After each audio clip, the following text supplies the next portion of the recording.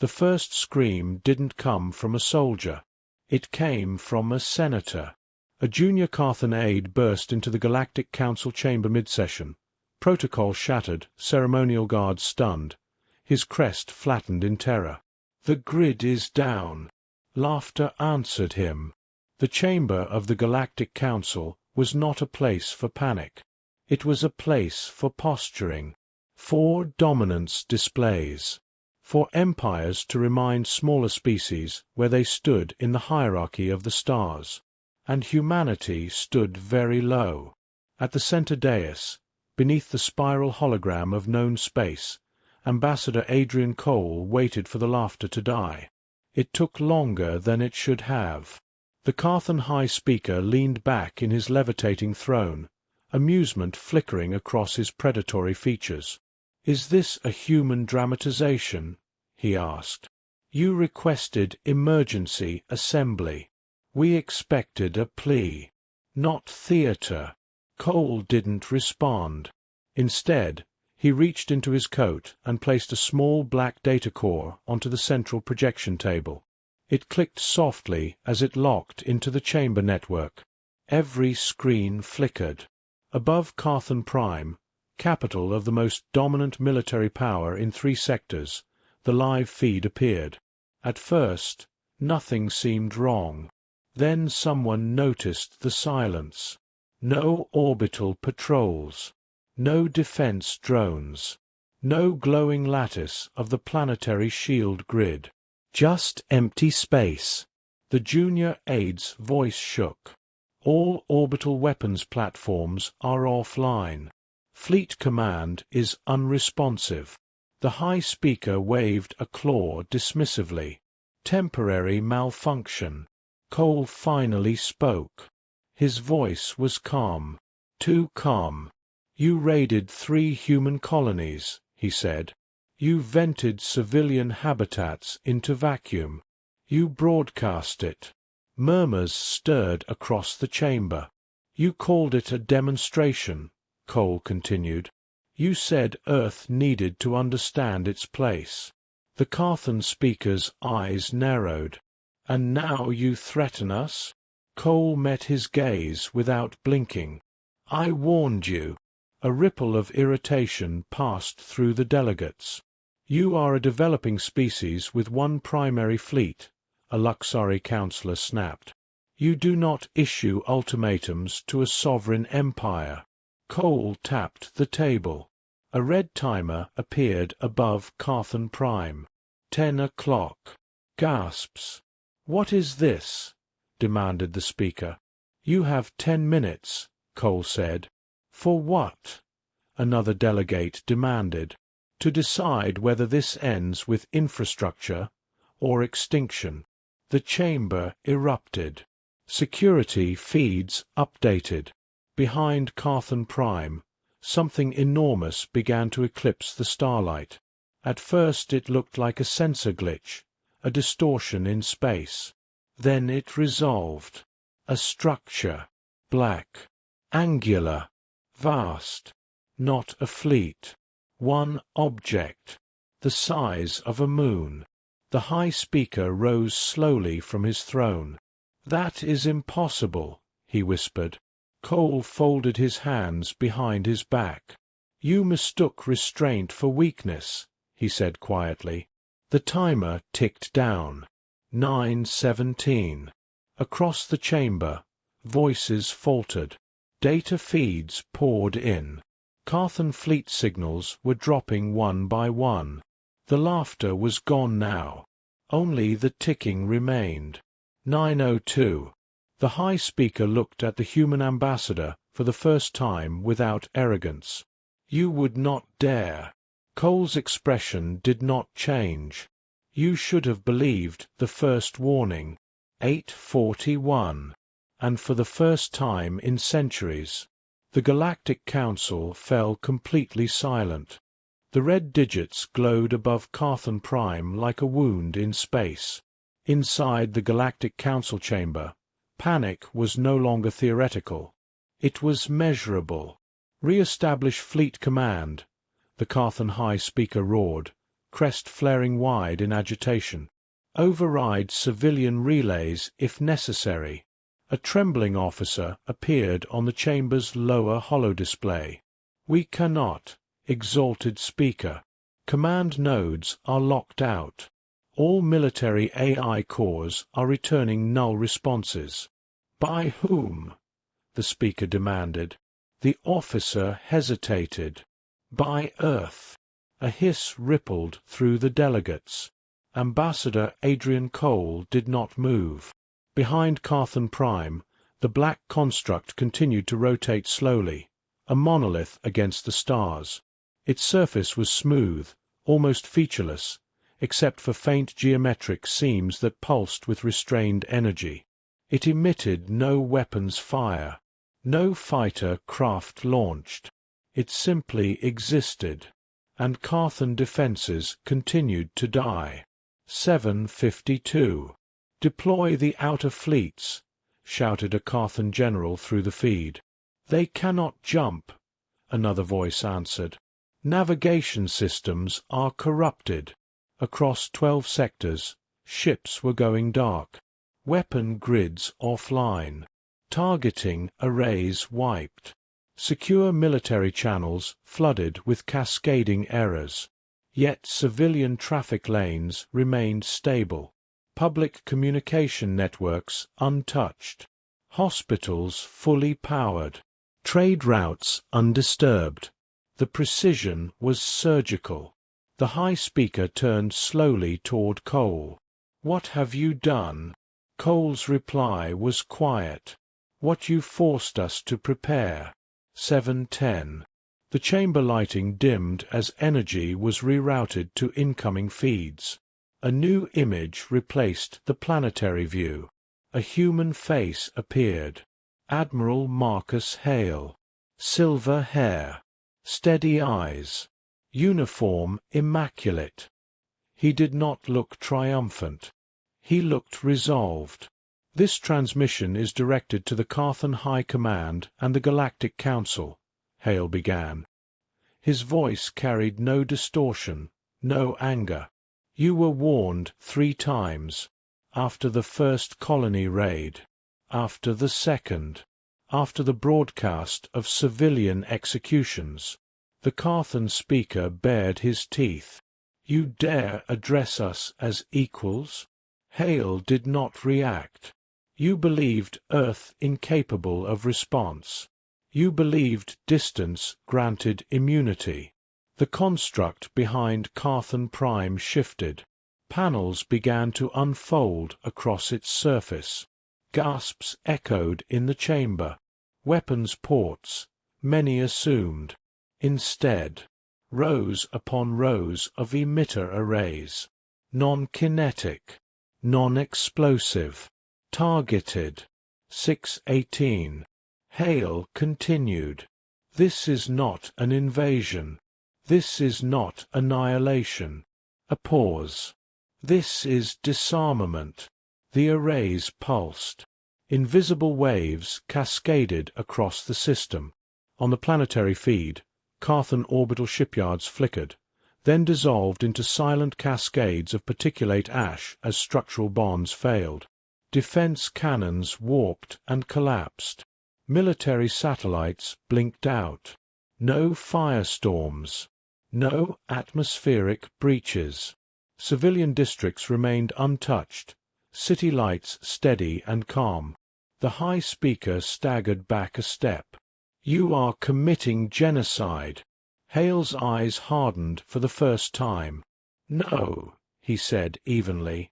"Genocide would involve your population." 5:31. Across Carthan space, fleet after fleet powered down permanently. Human cyber warfare algorithms were rewriting decades of military architecture in seconds, not destroying data, erasing the ability to wage war. The council chamber had gone utterly still. Delegates who had mocked Earth minutes earlier now stared at feeds showing the collapse of the most dominant military force in the quadrant, without a single civilian casualty. 4:59. The timer continued. Hale's final words settled like gravity. You chose to demonstrate brutality. He looked directly into the camera. We chose to demonstrate control. 442. And for the first time, the Galactic Council understood that the 10-minute countdown was not a threat. It was a courtesy. The timer bled downward in silent red increments. In the council chamber, no one spoke anymore. They listened. They listened to the sound of an empire coming apart without a single explosion. Reports streamed in across every channel. Carthan Fifth Fleet, offline. Outer Rim battle groups, navigation dead. Military production facilities across Sector 9, structural failure. Each update arrived without fire, without spectacle. There were no cinematic detonations. No atmospheric shockwaves. Just systems ceasing to exist. Admiral Marcus Hale remained on screen, steady as stone. "This action is limited to military infrastructure," he said calmly. "Civilian grids remain unaffected. Any attempt to reroute power into weapon systems will trigger permanent shutdown." On the planetary feed, Carthan Prime rotated peacefully in space. Its oceans shimmered. Its cities glowed. Its sky was untouched. But above it, the great orbital shipyards, symbols of Carthan dominance for centuries, were disintegrating in slow, silent arcs. The High Speaker gripped the edge of his levitating dais. "You will pay for this," he hissed. Ambassador Adrian Cole did not look at him. "You have nothing left to make us pay with." 358. A Luxury delegate leaned forward, voice barely audible. "How is this possible?" Cole answered without pride. "You invested in scale. We invested in precision." Across Carthan space, fleets attempted emergency reboots. Backup systems. Manual overrides. Analog fail-safes. Each one failed. Human infiltration had been layered for years, quietly, invisibly, triggered in a single coordinated pulse. Not a hack. An architecture rewrite. Entire weapons platforms blinked from existence as molecular destabilizers dissolved their frameworks. Missile stockpiles converted into inert slag. Military AIs replaced with blank cores. No virus left behind. No corruption spreading outward. Just absence. 312. In the chamber, the political implications began to crystallize. Without fleets, Carthan could not enforce tribute. Without warships, they could not intimidate border systems. Without weapons, they were simply another planet. A counselor from a long-subjugated world whispered, "They can't protect themselves anymore." Another replied softly, "They can't control anyone anymore." The High Speaker turned toward the human ambassador, fury and disbelief battling in his eyes. "You could have destroyed us." "Yes," Cole said. "And you did not." "No." 237. The construct behind Carthan Prime continued its slow rotation. Its emitter arrays dimmed one by one. Its work nearly complete. A Carthan strategist appeared on the feed, voice breaking. "Exalted Speaker, all sector fleets are unresponsive. Command authority has collapsed." The chamber did not react. They were beyond shock now. They were witnessing a new doctrine of warfare. No occupation. No bombardment. No collateral. Just absolute removal of violent capability. 201. Admiral Hale's voice returned. "This is the consequence of attacking civilians." He paused. "Understand this clearly. If we had chosen annihilation, this transmission would not exist. Silence pressed down on the chamber. The Luxari delegate swallowed. "You waited until they struck your colonies 3 times," she said quietly. Hale nodded. "We hoped they would stop." 128. The red digits continued their descent. The High Speaker sank slowly back into his throne. For the first time since the Council's founding, the dominant empire had no leverage, no threat, no teeth, and the galaxy was watching. 1 o'clock. Ambassador Cole finally turned toward the assembly. "You asked what happens when humanity retaliates." He gestured toward the feeds of powerless fleets and silent shipyards. "This." 052. Outside, the stars remained undisturbed. Inside, power itself had shifted, and everyone in that chamber understood. The balance of the galaxy had just been rewritten in less than 10 minutes. The final minute of the countdown felt longer than the previous 9 combined. In the Galactic Council chamber, the red digits reflected in the eyes of every delegate. 032. Across Carthan Prime, emergency sirens wailed, not from bombardment, not from invasion, but from something far worse for an empire built on fear. Powerlessness. Military command hubs were dark. Fleet admirals sat in silent bridges staring at lifeless consoles. Generals barked orders into dead channels. Nothing answered. 014. The moon-sized human construct began retracting its emitter arrays. It did not fire again. It did not posture. It simply finished. Midnight. The timer vanished. No explosion followed. No final strike. Just quiet. Admiral Marcus Hale remained on screen for several seconds before speaking.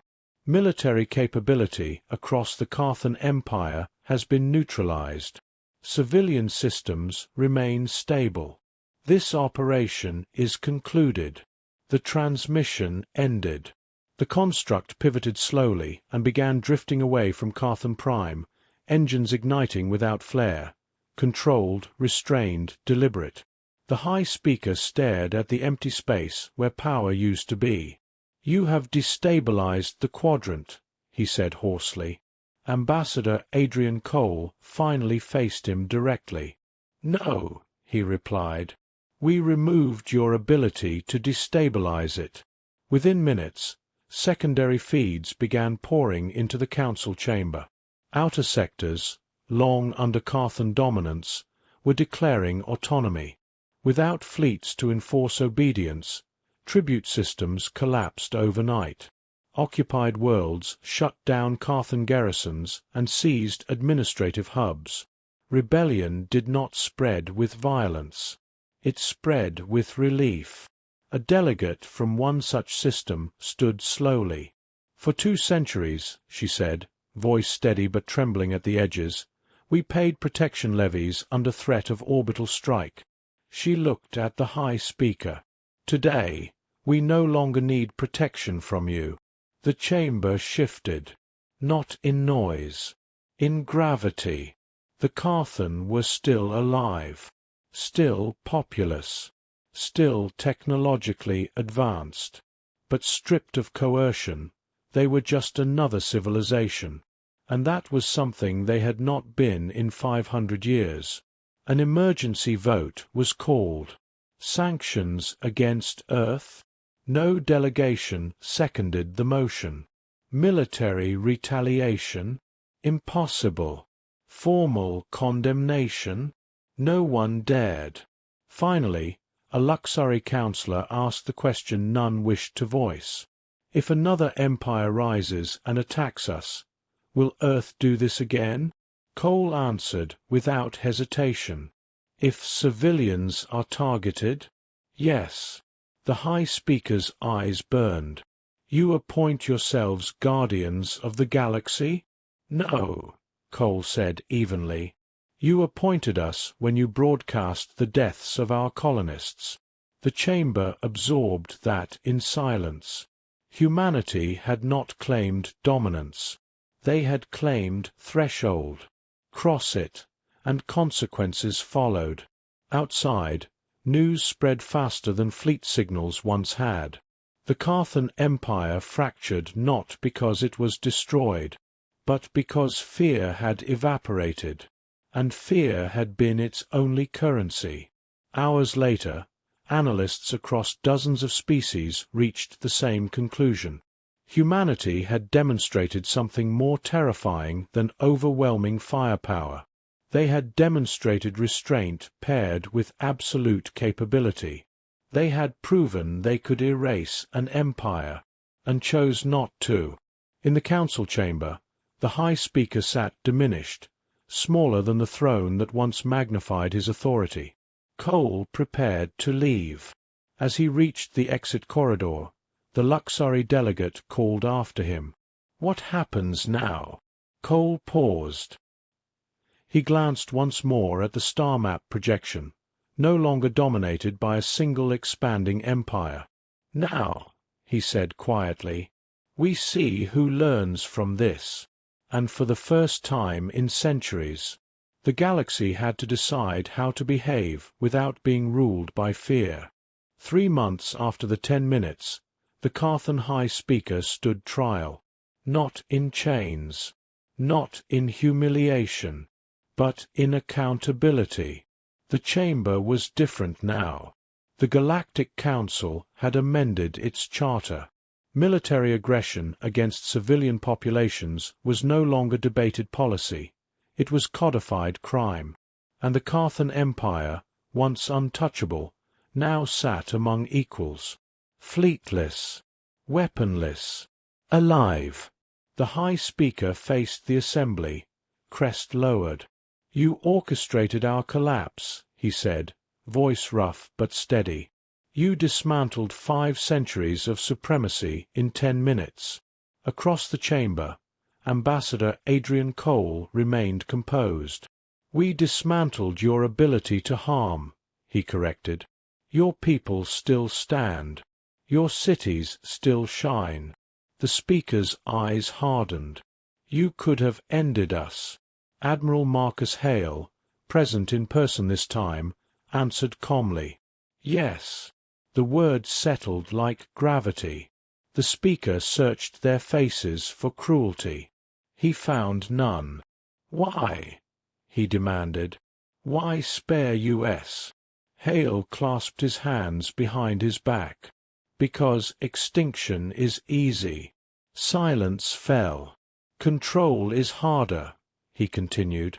"You attacked civilians to demonstrate dominance. We disabled your war machine to demonstrate consequence." A murmur moved through the chamber. This was not vengeance. It was correction. Evidence logs from the colony raids were projected, recordings the Carthan had once broadcast with pride. The speaker did not look at them. "We believed," he said quietly, "that fear ensured stability." Cole's voice softened, but did not weaken. "Fear ensures obedience, not stability." Beyond the council chamber, the galaxy was already shifting. Former Carthan tributary systems had formed regional alliances. Trade routes reopened under shared oversight. Security pacts were written not around military intimidation, but mutual defense. Earth had not claimed territory. They had not stationed occupation fleets. The moon-sized construct, the silent instrument of disarmament, now drifted at the edge of neutral space, its systems dormant but operational. A reminder, not a threat. The tribunal concluded with sanctions, not annihilation, not imprisonment of an entire species. Reparations, oversight, mandatory military transparency for 100 cycles. The Carthan Empire would survive, but it would never dominate again. As the chamber adjourned, a young delegate from a once-occupied world approached Admiral Hale. "Is Earth going to rule now?" she asked. Hale shook his head. No. Then what are you? He considered that. Witnesses, he said finally, and if necessary, responders. Later that cycle, cadets across multiple species studied the event now known simply as the 10 minutes, not as a tale of destruction, but as a case study in restraint backed by overwhelming force. In a quiet observation deck overlooking Earth's orbital defenses, Cole stood beside Hale. Below them, civilian traffic moved freely. Trade vessels, exploration ships.